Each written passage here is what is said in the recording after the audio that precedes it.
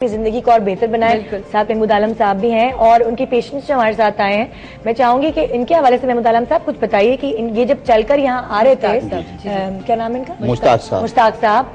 तो बहुत मुश्किल से चलकर यहाँ, मुश्ताक साहब से ही पूछिए। जी मुश्ताक साहब, क्या प्रॉब्लम है आपको? क्या आपको चलने में थोड़ी डिफिकल्टी हो रही है? मतलब अब तो इतनी नहीं है। हाँ। जब ये अटैक, मतलब फालिज का अटैक हुआ था। फालिज का अटैक हुआ था नानी जी? हाँ। अच्छा, तो क्या आप हिल-जुल नहीं पा रहे थे? बिल्कुल नहीं, मतलब कम मूवमेंट कम थी। अच्छा, चलने में दुश्वारी थी। अच्छा, फिर डॉक्टरों का इसके पास इलाज नहीं है कोई, सिवाय ड्रिप के कोई इलाज नहीं है। हाँ। तो फिर हम हकीकत में गया, मैं वहाँ पर नहीं था कुछ इलाज, दवाई खाता रहा। फिर एक महमूद साहब को किसी ने पता बताया। हाँ। इनके पास गया। हाँ। तो उन्होंने देखी करी, तो मैं तकरीबन जाता रहा 12-13 मरतबा। हाँ। तो इस काबिल हुआ कि मैं आराम अपने काम जरूरी कर पाए, वो कर लेता हूँ, चल पाए। पहले आप बेड हो गए थे? कम मूवमेंट थी, कम थी। हाँ, मूवमेंट। जी हाँ।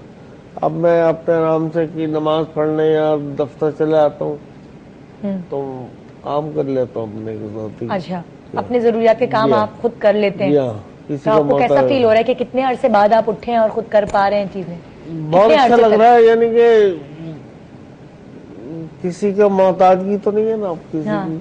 हाँ। थोड़ा स्लो है मोमेंट, कम, लेकिन इन्होंने कहा कि जैसे जैसे आप करते रहेंगे तो मूवमेंट बहाल हो जाएगी। कोई इलाज नहीं है, कोई परहेज नहीं है इसका। तो ये है। तो आप खुश हैं अपने इलाज से? हैं? मतलब और ज्यादा उम्मीद है कि और सिटिंग लें? सस्ता इलाज है। हाँ। ये नहीं कि ये महंगा इलाज हो, आसानी से हो भी सकता है। हाँ। जी हाँ।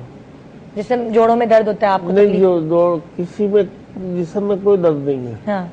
और आप क्या एज क्या होगी, उम्र क्या है आपकी? मेरी है तकरीबन 50 साल से ऊपर। अच्छा, 50 से ऊपर। जी हाँ। अच्छा, तो ये किसी भी उम्र के बंदे को, जैसे 70 साल, ऐसा नहीं होता। ये तो ब्लड प्रेशर होता है तो वो शूट कर जाता है बहुत ज्यादा जी, तो उसकी वजह से नहीं वो तो मुझे पता है फालिज के कैसे होता है। मैं ये कह रही हूँ कि अगर कोई 70 से ऊपर भी हो और उनको तकलीफ हो कभी अस्थमा की या इस तरह की कोई प्रॉब्लम फालिज की, तो क्या ये उन पर भी असरअंदाज हो सकता है? सब पर, चाहे क्या कोई भी उनकी एज हो? बिल्कुल बिल्कुल सब। और रेकी से क्या क्या, अच्छा इन बीमारियों के अलावा और रेकी से क्या क्या सॉल्यूशंस निकल सकते? मैं आपको बताऊं, डॉक्टर साहब आहिस्ता बोलते हैं, इसलिए मैं हमेशा ऊंचा बोलने की आदत है मुझे। लोगों को बड़ा रहता है कि डॉक्टर साहब इतना आहिस्ता बोलते हैं कि उनकी आवाज हमें सुनाई नहीं देती। इससे आप हर तरह का इलाज कर सकते हैं। वो खवातीन जो बे औलाद हैं और वो चाहती हैं कि उनके घर में भी खुशियां आए और औलाद आए, तो वो अपना इलाज भी कर सकती हैं और इलाज करवा भी सकती हैं। और अगर सीखना चाहते हैं आप लोग तो प्लीज 12 फरवरी को रीजेंट प्लाजा में हमारी क्लास है, दोपहर 3 बजे से शुरू होगी। वहाँ के आप सीख सकते हैं। आपको कैंडल्स भी ट्यून करके दी जा सकती हैं। और मैं हमेशा सबसे ये कहती हूँ कि बहुत बेहतर है कहीं जाने से कि एक दफा खुद सीखें और फिर अपना इलाज खुद करते। देखें, जो दुआ आप अपने लिए खुद करेंगे ना, वो हजारों लोग भी मिलके कर लेंगे। जो गिड़गिड़ा के आप उस रब से अपने लिए मांग सकते हैं, वो कोई आपके लिए नहीं मांगेगा। तो मुझे ऐसा लगता है कि आपको अपने लिए खुद हजूर उसके पेश होना चाहिए और अपने लिए खुद काम करना चाहिए। तो इसके अलावा और दूसरे कि आप पहले रजिस्ट्रेशन करवा लें, नंबर्स आपके सामने हैं ताकि वहां लोग आए। अभी हम एक रिसेंटली शो में गए थे तो वहाँ एक कॉलर थे हमारे। हाँ। तो उनको कैंसर की प्रॉब्लम थी। अच्छा। उन्होंने बताया कि फाइनेंशियली उनके इतने अच्छे हालात नहीं थे कि वो पे कर पाते। तो डॉक्टर साहब ने उनसे कहा कि आप आइए कि हम आपका सारा खर्चा हम खुद पूरा करेंगे। तो जहाँ लोग इस तरह के होते हैं वहाँ हम उनका अखराजात भी उठाते हैं। अच्छा। लेकिन लोगों को ये भी ख्याल करना चाहिए कि घर इनका भी चलता है। हाँ। घर हमारे भी चलते हैं। हाँ। ठीक है, तो वो बहुत सारे लोग फिर ऐसे भी आ गए। हाँ। जो मुस्तहिक थे और बहुत से ऐसे थे जो मुस्तहिक नहीं भी थे और जो अपना खर्चा पूरा कर सकते थे, लेकिन तो वो भी आ गए। तो वो इस किस्म की छोटी छोटी सी चीजें जो होती हैं, प्लीज ये आप लोगों को भी सोचना चाहिए।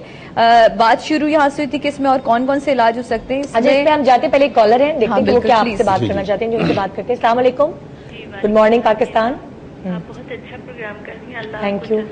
बहुत शुक्रिया आपका, बहुत मैं शुक्रिया। इतनी परेशान हूँ, पिछली दफा भी प्रोग्राम देखा था तो इनका नंबर ही नहीं, इंगेज मतलब बहुत ट्राई किया मैंने। हाँ। तो मैं ये पूछना चाह रही हूँ कि रजिस्ट्रेशन नंबर भी इंगेज जब मिल रहा है तो उसका क्या किया जाए? मेरे शौहर को डिप्रेशन है 98 से, डायरेक्ट उसकी वजह से इनकी इतनी अच्छी जॉब चलेगी और आजकल हम लोग बहुत परेशान हैं, तबीयत उनकी सही नहीं थी। बहुत एक्सपर्ट्स मैंने इनको साइकोलॉजिस्ट को दिखाया लेकिन कोई फायदा नहीं, सिर्फ दवाई खाना और बहुत महंगी दवाई है जो अफोर्ड करना भी बहुत मुश्किल है। ठीक है, आप बताइए रजिस्ट्रेशन अपना नंबर अगर ये आप लोगों को भी लिखवा दें तो हम खुद डायरेक्ट कॉल इनसे बात कर लेते हैं। बिल्कुल, अपना नंबर आप हमें लिखवा दें तो डायरेक्ट कॉल कर लेंगे। और दूसरे के अगर कहीं किसी को ये ऐसा होता है कि नंबर्स इंगेज जा रहे हैं और नंबर नहीं मिले तो हम बार बार आपको बता रहे हैं कि रीजेंट प्लाजा में दोपहर 3 बजे आप लोग डायरेक्ट वहां आ सकते हैं, वहां के अपने उसी वक्त रजिस्ट्रेशन करवा सकते हैं और क्लास अटेंड कर सकते हैं। बिल्कुल। तो जो लोग नहीं कॉल के थ्रू रजिस्ट्रेशन करवा पा रहे वहां आकर रजिस्ट्रेशन करवा लें। सर इनकी शिकायत अच्छा, आपको क्या प्रॉब्लम है? इनको क्या बताइए? कोई प्रॉब्लम अब कोई प्रॉब्लम नहीं रही? अब नहीं है, पहले थी क्या?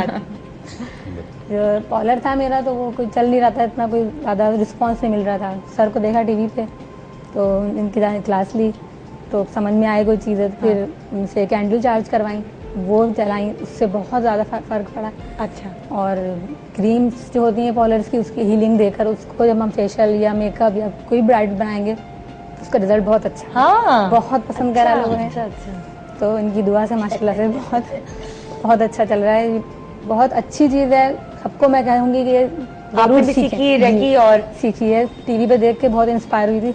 जाके रजिस्ट्रेशन कराई, फिर हम रीजन प्लाजा में गए थे। हाँ, दोनों जाके फिर हमने जाके सीखी। मतलब कि मुझे ये होता है कि क्या इस चीज से जिंदगी में कुछ सुकून मिलता है, खुशी मिलती है। बिल्कुल। पता है आपको बताऊं, सॉरी, मेरे अंदर इतना गुस्सा था, मैं किसी बर्दाश्त नहीं कर सकती। हाँ, सबसे ज्यादा बहू की खिंचाई होती हो? नहीं, बहू अल्हम्दुलिल्लाह बहुत अच्छी है। अच्छा, तो गुस्सा तो था ना। फिर नहीं, मेरे अपने घरेलू थोड़े बहन भाइयों के साथ तो मेरे अंदर एक अना थी। हाँ। लेकिन मैं खुद जाके उनसे माफी मांगी। मतलब आपके अंदर इतनी पॉजिटिविटी आ गई इससे? ये चेंज आई, वरना मुझे कोई झुका नहीं सकता था। हाँ, वाह, रेकी ने आपको झुका दिया। इतना था कि अगर कोई शख्स मुझे कुछ कह दे तो जब तक उसके घर नहीं जाऊं मुझे सुकून नहीं मिलता था। हाँ। लेकिन आज जो है मैं अपनी गलती तस्लीम कर रही हूँ और मैं जाके माफी। यही एक सबसे बड़ी बीमारी, बहुत सबसे बड़ी बीमारी है जो आप अपनी अना को मारते हैं। बिल्कुल जी। और वो भी यही कहता है कि अपने आप को झुका दो। हाँ, हमेशा हकीकत। के बाद मुझे इतना सुकून है, इतना सुकून है कि बता नहीं सकती। मुझे नींद भी आती है और मैं बड़े सुकून। चले कॉलर से बात करते जी। अस्सलाम वालेकुम, गुड मॉर्निंग पाकिस्तान। वालेकुम अस्सलाम। मिसेस वसीम, क्या कहना चाहेंगे आप? जी, मुझे असल में रेकी के मेरे बहुत क्लोज रिलेटिव्स हैं जो इसकी प्रैक्टिस कर रहे हैं जी। लेकिन मैं सिर्फ एक वजह से, मतलब मेरे दिमाग में क्वेश्चन है जो मैं करना चाह रही हूँ। बिल्कुल, जरूर कीजिए। मुझे सिर्फ इनसे ये पूछना है कि रेकी की इब्तिदा कहाँ से हुई और ये मतलब इसको जो एनर्जी शिफ्ट हो रही है, और मैंने ये सुना है कि रेकी की एनर्जी उस्ताद दर उस्ताद शिफ्ट की जाती है और हम उससे मतलब दूसरों का ट्रीटमेंट करते हैं। तो ये सबसे पहले ये एनर्जी जिसने गेन की और जिसने ये चीज आगे शिफ्ट की, मतलब आप हिस्ट्री पूछना चाह रहे हैं? जी, नहीं, इसकी इब्तिदा वही हिस्ट्री हुई ना। देखिए, इसकी इब्तिदा जो है जापान के एक मिका यूसुई थे, एक यूनिवर्सिटी के चांसलर थे। अच्छा। तो वो अपने यूनिवर्सिटी में क्लास दे रहे थे। अच्छा। तो वहाँ से एक साहब ने खड़े होकर कहा कि जिस तरह पैगंबर और पुराने ज़माने के लोग हाथ रखते थे तो लोग शफेयाब हो जाते, तो इस ज़माने के लोग क्यों नहीं? तो वो जवाब देने से कासिर रहे। फिर वो यूनिवर्सिटी छोड़ दी उन्होंने। छोड़ने के बाद इस पर तहकीक शुरू कर दी। तहकीक शुरू करते करते कई मुल्कों का सफ़र किया।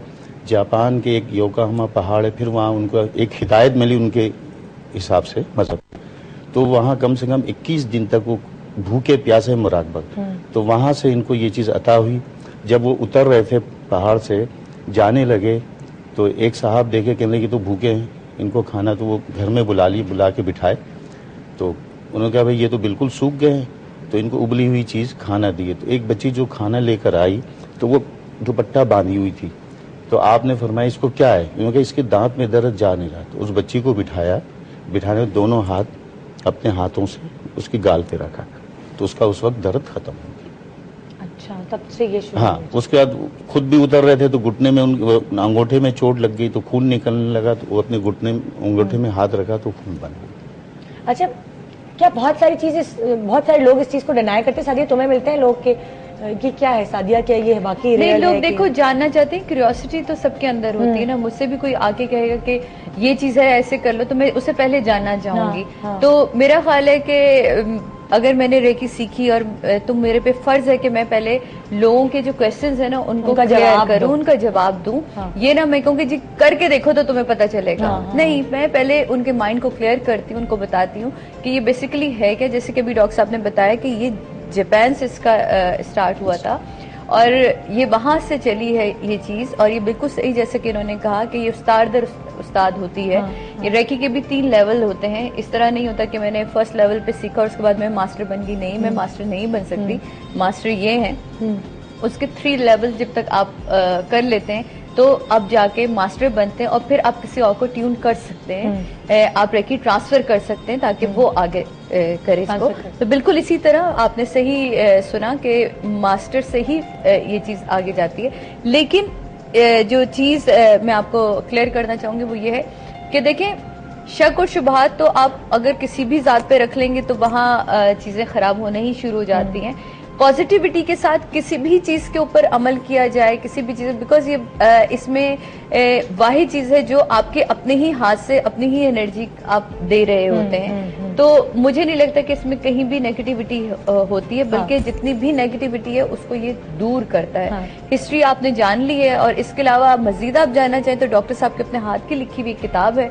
आप आइएगा 12 तारीख को, आपको वहाँ वो किताब भी मिल जाएगी और आप मजीद उसमें जान सकेंगे। और ये वाहिद रेकी मास्टर हैं जिन्होंने किताब उर्दू में भी लिखी और इंग्लिश में भी लिखी है ताकि लोग जान सकें। अच्छा जी, ब्रेक पे जा रहे हैं। ब्रेक पे जाने से पहले आपको बता दूं कि हमारी नेक्स्ट मंथ एनिवर्सरी है, प्रोग्राम को 1 साल हो जाएगा और मैं चाहती हूँ कि आप हों उसमें मेरे साथ।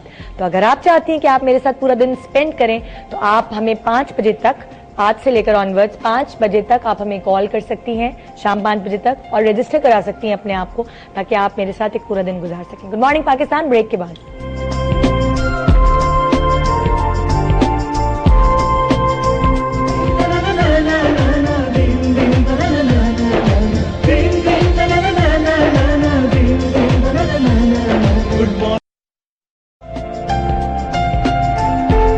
Good morning Pakistan. हमारे साथ यहाँ महबूद आलम साहब हैं और सादिया इमाम, और ये रेकी के ऊपर आज बात कर रहे हैं। मैंने ब्रेक के दौरान थोड़ा सा सादिया से कहा कि अगर थोड़ा सा फर्स्ट लेवल रेकी का जरा सा एक आइडिया दिया जाए कि किस तरह सीखा जाए, तो बता सकेंगे क्या आप? देखो, ये कोई ऐसी किताब नहीं कि जिसका आपने पहला पन्ना खोला और उसके बाद आपने पढ़ लिया।